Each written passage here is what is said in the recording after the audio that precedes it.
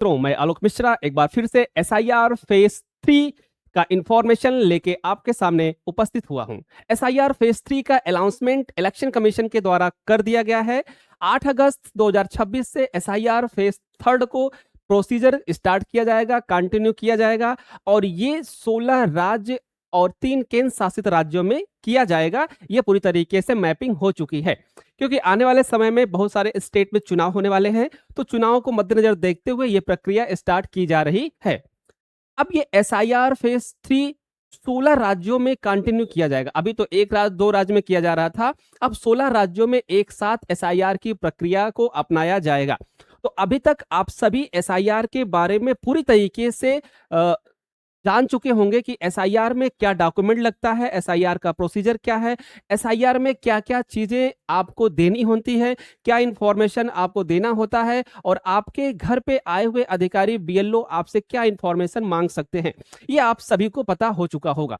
और अगर नहीं पता होगा तो आप हमारे वीडियो के माध्यम से इसका इंफॉर्मेशन ले सकते हैं। तो चलिए हम बात करते हैं एसआईआर फेज 3 के बारे में, कि जो ये एसआईआर फेज 3 हो रहा है, ये 16 राज्य और 3 केंद्र शासित राज्य में होने वाला है। और अगर आप इस राज्य से बिलोंग करते हैं, इस राज्य में रहते हैं, तो आपको इसके बारे में जानना बहुत ही जरूरी हो जाता है, बहुत ही इंपॉर्टेंट हो जाता है। लगभग सभी को पता है कि एसआईआर की प्रक्रिया क्या है, एसआईआर के डॉक्यूमेंट क्या हैं, एसआईआर के प्रोसीजर क्या है, क्यों हो रहा है, कैसे हो रहा है, ये सबको पता है। बट डाउट सबको है। तो एक चीज आपको हम क्लियर कर दें कि एसआईआर इलेक्शन कमीशन के द्वारा करवाया जा रहा है। ये स्पेशल इंटेंसिव रिवीजन इसका फुल नाम है और ये वोटर लिस्ट को सुधारने के लिए करवाया जा रहा है। वोटर लिस्ट में जो भी गड़बड़ियां थी, पहले वोटर लिस्ट में जो भी डुप्लीकेट नाम थे, मल्टीपल नाम थे, उन नाम को हटाकर एक व्यवस्थित वोटर लिस्ट बनाने का प्रयास किया जा रहा है, जिससे हम एसआईआर के द्वारा करा रहे हैं। ये गवर्नमेंट का पूरी तरीके से कमिटमेंट है, इलेक्शन कमीशन का कमिटमेंट है। ठीक है, इलेक्शन कमीशन के द्वारा ये कहा जा चुका है कि हम प्रयास कर रहे हैं कि वोटर लिस्ट में उसी व्यक्ति का नाम आए जो भारत का निवासी है, भारत का नागरिक है। इसको जस्टिफाई करने के लिए हम एसआईआर की प्रक्रिया अपना रहे हैं और हम चाहते हैं, भारत सरकार ये चाहती है कि पूरी तरीके से स्पष्ट रूप से भारतीय नागरिकों का एक ब्यौरा गवर्नमेंट के सामने उपस्थित हो। तो चलिए हम लोग देखते हैं कि एसआईआर फेज 3 में कौन कौन से स्टेट को शामिल किया गया है, क्या क्या प्रोसीजर होगा और आगे क्या इलेक्शन कमीशन का प्लान है, इसको जानते हैं। इससे पहले आप लाइक और सब्सक्राइब और शेयर जरूर करिएगा, क्योंकि ऐसे इंफॉर्मेशन हम आपको लेकर आते हैं। दूसरा, बहुत सारे ऐसे लोग कमेंट करते हैं जो पूरा वीडियो नहीं देखते हैं। तो पहले आप कमेंट करने से पहले आप पूरा वीडियो देखा करिए, उस वीडियो का पर्पस समझा करिए और आपके हाथ में मोबाइल है, जिस मोबाइल से आप देख रहे हो, उस मोबाइल से इंफॉर्मेशन वेरीफाई करने के बाद आप कमेंट किया करिए। क्लियर? क्या गलत है, क्या सही है, आप 2 सेकंड में पता लगा सकते हैं। ओके? तो आप पहले इंफॉर्मेशन वेरीफाई किया करिए, उसके बाद आप कमेंट किया करिए। ओके? और हम चाहते हैं कि ट्रस्टेड और सही इंफॉर्मेशन आप तक पहुंचाए। हमारा एकमात्र उद्देश्य है ट्रस्टेड और राइट इंफॉर्मेशन आप तक पहुंचाया जाए।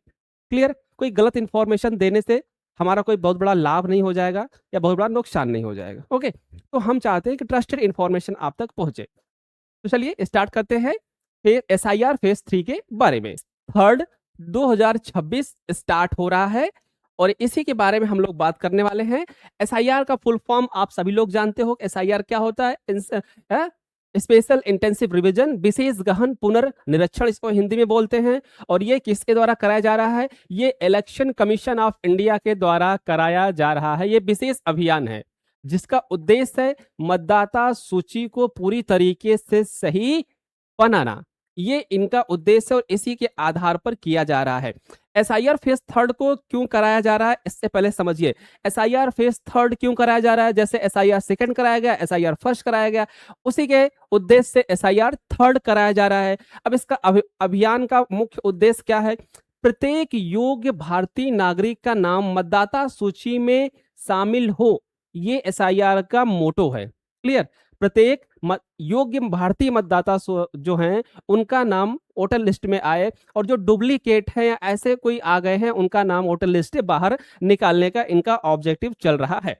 अगला, ऐसे वोटर जो मृत हो गए हैं बट उनका नाम वोटर लिस्ट से हटाया नहीं गया है, वो कंटिन्यू आता चला जा रहा है, तो उस नाम को भी हटाया जाएगा।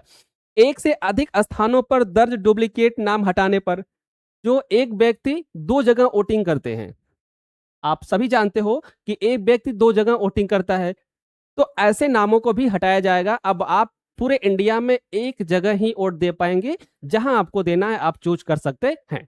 ओके, चलिए। अस्थायी रूप से दूसरे स्थान पर चले गए मतदाताओं के नाम अपडेट करना। अब जैसे कोई उत्तर प्रदेश से मुंबई शिफ्ट हो गया है पूरी तरीके से, तो उसका नाम उत्तर प्रदेश के वोटर लिस्ट में भी है और उसका नाम मुंबई के वोटर लिस्ट में भी है। तो इस केस में क्या होगा कि आपको चूज करना पड़ेगा भैया कि आप कहाँ के वोटर बनने वाले हो। तो आप अगर उत्तर प्रदेश के वोटर बनने वाले हो तो आप उत्तर प्रदेश में रखिए, अगर मुंबई के बनने वाले हो तो मुंबई के रखिए, दोनों नहीं चलेगा, एक आपको कैंसिल करना पड़ेगा। ठीक है। अगला, मतदाता सूची की त्रुटियों को ठीक करना, जो चीजें गलत हो गई हैं उसको क्या करना, करेक्ट करना। एसआईआर फेज थर्ड कहां कहां होगा, सबसे इंपॉर्टेंट चीज यही है। एसआईआर फेज थर्ड कहां कहां होगा, तो 16 राज्यों और 3 केंद्र शासित राज्यों में ये घोषणा की गई है, जो 8 अगस्त से स्टार्ट होने वाली है। तो अगर आप इस स्टेट से हैं तो आपको इसके बारे में जानना जरूरी है। तो चलिए बात करते हैं किस किस कौन कौन से स्टेट में होने वाला है। तो देखिए, पहला है उड़ीसा। उड़ीसा में होगा, मिजोरम, सिक्किम, मणिपुर, उत्तराखंड, आंध्र प्रदेश, अरुणाचल, हरियाणा, तेलंगाना, पंजाब। ठीक है, ये स्टेट है। उसके बाद आता है आपका कर्नाटका, मेघालय, महाराष्ट्र, झारखंड, नागालैंड, त्रिपुरा। ये 16 स्टेट है जहां पे होने वाले हैं, और 3 है केंद्र शासित राज्य, दादर एंड नागर हवेली, ठीक है, चंडीगढ़ और दिल्ली। ये 3 टेरिटरी है जो यहाँ पे होने वाले हैं एसआईआर। तो खासकर दिल्ली में होने वाला है एसआईआर, है दिल्ली में एसआईआर होने वाला है, चंडीगढ़ में एसआईआर होने वाला है। तो आप लोग पूरी तरीके से अपने डॉक्यूमेंट समेट लीजिए। इन 16 स्टेट, 16 क्या आप समझ लीजिए, 19 स्टेट के आप लोग जहां भी रहते हो वहां पे आप अपने सारे डॉक्यूमेंट अभी से इकट्ठा करना स्टार्ट कर दीजिए। और कौन कौन से डॉक्यूमेंट लगेंगे इसके बारे में हम आप लोग को अपडेट कर दे रहे हैं कि कौन कौन से डॉक्यूमेंट आपको रखने हैं। ठीक है। एसआईआर फेज थर्ड कैसे होगा, सबसे पहले समझिए कि जो एसआईआर कराया जा रहा है ये कैसे होगा, प्रोसीजर क्या होगा। प्रोसीजर क्या होगा, तो आपको कहीं भागना नहीं है, इसे ध्यान देना। आपको कहीं भी भागना नहीं है, कहीं भी आपको कुछ करना नहीं है। आपके घर पे सीधा बीएलओ आएंगे, आपके घर पे अधिकारी आएंगे, बीएलओ आएंगे, बूथ लेवल ऑफिसर जैसे हम बीएलओ बोलते हैं। वो घर घर जाकर सत्यापन करेंगे, आपको फॉर्म देंगे, आपको फॉर्म भरकर जमा करना है। मतदाता की जानकारी की पुष्टि करेंगे, आवश्यक होने पर दस्तावेज देखेंगे, ड्राफ्ट मतदाता सूची प्रकाशित होगी, क्लेम एंड ऑब्जेक्शन लिए जाएंगे, उसके बाद फाइनल वोटर लिस्ट प्रकाशित की जाएगी। क्लियर। पहला होगा कि आपके घर घर बीएलओ आएंगे, आपसे इंफॉर्मेशन अपडेट करेंगे। ठीक है, जो भी इंफॉर्मेशन हो आप अपनी इंफॉर्मेशन करेक्ट बताइएगा। ठीक है, उसके आधार पर मतदाता सूची तैयार की जाएगी। फिर अगर उनको लगा कि आपसे पेपर मांगने की जरूरत है तो आपसे पेपर भी मांगेंगे, वो पेपर आप हमेशा रखे रहिए। उसके बाद एक ड्राफ्ट बनेगा, फिर ड्राफ्ट में आपका नाम प्रकाशित किया जाएगा। फिर आप उसको देखकर गलत है या सही है आप क्लेम कर सकते हैं, ऑब्जेक्शन ले सकते हैं। इस क्लेम ऑब्जेक्शन के बाद फाइनली रोल अपडेट होगा, इलेक्टोरल रोल, जिसमें आपकी पूरी रिजल्ट आ जाएगी। क्लियर। अब बात करते हैं भैया बीएलओ कौन होगा। बहुत सारे कमेंट हमारे पास आए कि सर हमें बीएलओ मैपिंग नहीं है, हमें बीएलओ मैपिंग नहीं, हम बीएलओ कैसे ढूंढे या हमारे बीएलओ कौन हमको पता कैसे चले। तो बीएलओ आपको अपने गांव से ही मिलेंगे, कोई बाहर से नहीं आएगा। ध्यान देना, जो भी बीएलओ बनेगा वो आपके ही गांव का रहेगा, गांव के बाहर का नहीं रहेगा। तो बूथ लेवल ऑफिसर जो होता है वो निर्वाचन आयोग द्वारा नियुक्त किया गया अधिकारी होता है, खासकर जो प्राइमरी टीचर होते हैं, गवर्नमेंट अधिकारी होते हैं, उनको रखा जाता है। ठीक है, तो ये घर घर जाकर सत्यापन करेंगे, मतदाता की जांच करेंगे, नए मतदाता को सहायता करेंगे, गलतियों को सुधार करेंगे, आवश्यक दस्तावेजों का सत्यापन करेंगे। ठीक है, पैनिक होने की जरूरत नहीं है, कोई भी पैनिक होने की जरूरत नहीं है। आपका सारा काम बीएलओ के माध्यम से किया जाएगा। आपको बस जो जो इंफॉर्मेशन बीएलओ द्वारा मांगी जा रही है आपको प्रोवाइड कराना है, और कोई भी पैनिक नहीं होना है। एसआईआर में कौन कौन से दस्तावेज पेपर लग सकते हैं, ये सबसे इंपॉर्टेंट चीज है, इसको आप नोट करके रखिए कि आपके द्वारा कौन कौन से पेपर आपको रखने हैं। क्लियर। तो देखिए, ESI election commission of India phase third press विज्ञप्ति सभी राज्यों के लिए एक समान अनिवार्य दस्तावेजों की सूची नहीं देती है। ठीक है, क्योंकि स्थानीय निर्वाचन अधिकारी आवश्यकता के अनुसार दस्तावेजों की मांग कर सकते हैं। सामान्यतः निम्न प्रकार के दस्तावेज उपयोग में होते हैं। ओके, आइडेंटिटी प्रूफ में क्या क्या लगेगा भैया? Voter ID, Aadhaar card, passport, PAN card, driving licence, ये हो गया पहचान, आइडेंटिटी कार्ड। अब बात करते हैं कि पते के एड्रेस के लिए आपसे क्या मांगा जा सकता है? इलेक्ट्रिसिटी बिल मांगा जा सकता है, water bill, gas connection bill, bank passbook, registry and rent agreement, ये आपके एड्रेस प्रूफ हो गए। जन्म तिथि या आयु के सर्टिफिकेट क्या होते हैं? बर्थ सर्टिफिकेट, स्कूल सर्टिफिकेट है, 10 क्लास के सर्टिफिकेट या पासपोर्ट, ये सारे डॉक्यूमेंट आपसे मांगे जा सकते हैं। अगला कह रहा है कि नागरिकता अन्य सहायक दस्तावेज अगर आवश्यक हो, आपको लगे कि हमें नागरिकता साबित करनी है, ऐसा सामने वाले को लगे कि इनसे मांगना चाहिए, बीएलओ को लगे, तो भारतीय पासपोर्ट, सरकारी अभिलेख, अन्य दस्तावेज जैसे निर्वाचन अधिकारी द्वारा मांगा जाए। ठीक है, ध्यान दें, किस मतदाता से कौन सा दस्तावेज मांगा जाएगा यह उसकी स्थिति और राज्य के दिशा निर्देशों पर निर्भर करता है।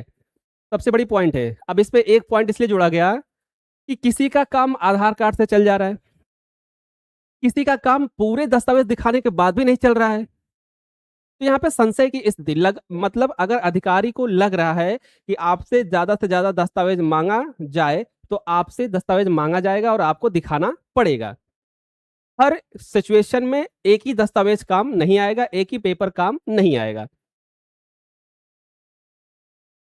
अब सबसे इंपॉर्टेंट चीज है कि अगर आपके घर बीएलओ आ रहे हैं तो आपको सबसे पहले परेशान नहीं होना है। बहुत लोगों के घर क्या होता है, जब बीएलओ पहुंच जाते हैं, भैया आपका नाम बताओ, कितने परिवार हैं, कौन कहाँ कहाँ रहता है, कितना कमाते हो, क्या कब से यहाँ रह रहे हो, तो लोग परेशान हो जाते हैं, लोग बहुत परेशान हो जाते हैं। परेशान नहीं होना है, आपको आराम से उनके सारे क्वेश्चन का आंसर देना है और उनको सहयोग करना है आपकी इंफॉर्मेशन गैदर करने में। अपनी जानकारी जांचें और उनको बताएं। यदि कोई भी गलती आपने बता दिया तो उसको वेरीफाई भी कर लीजिए। आवश्यक दस्तावेज उपलब्ध कराएं यदि अगर बीएलओ द्वारा मांगा जाए। ड्राफ्ट वोटर लिस्ट प्रकाशित होने पर अपना नाम जरूर चेक करें, क्योंकि उसमें गलतियां हो सकती हैं, उस गलतियों को सुधारा जा सकता है। ओके, एक चीज और ध्यान दीजिएगा कि जो वोट देने का स्थान है, निर्वाचन एरिया है, असेंबली से बोलते हैं, वो आप डिसाइड करके ही डालिएगा। बात समझिए, मतलब कि अगर आप दिल्ली में रहते हो, दिल्ली में एसआईआर हो रहा है, तो आप दिल्ली में एक एसआईआर में फॉर्म नहीं भर सकते कि अगर आप उत्तर प्रदेश के हो। बात समझ में आई? अगर आप उत्तर प्रदेश के हो, आप दिल्ली में रहते हो, तो सोचो एसआईआर हो रहा है, तब उस एसआईआर का फॉर्म भर दें, आप वहां पे वोट देते हैं। तो आप पहले डिसाइड कर लीजिएगा कि आपको उत्तर प्रदेश आना है या नहीं आना है। आना मीन्स वोट देने। और अगर आपको उत्तर प्रदेश वोट देने आना है, तो आप दिल्ली के एसआईआर फॉर्म नहीं भरेंगे, और अगर आपको नहीं आना है तो आप एसआईआर फॉर्म भरेंगे। कहने का तात्पर्य यह है कि आपको एक ही जगह वोट देने का मिलेगा, इसी का नाम एसआईआर है। एक सेंटेंस समझिए, आप जो मल्टीपल जगह वोट डाल रहे हैं, उसको खत्म करके सिंगल वोटर बनाया जा रहा है और आप एक ही जगह वोट दे पाएंगे, इसी का नाम एसआईआर है। तो आप डिसाइड कर लीजिएगा कि आपको वोट कहां देना है। ओके, इसी के साथ हम ये समाप्त करते हैं। कोई भी इंफॉर्मेशन आपको चाहिए, कोई भी आपको प्रॉब्लम हो, कमेंट के माध्यम से आप हमसे पूछ सकते हैं, हम आपको जरूर जवाब देंगे।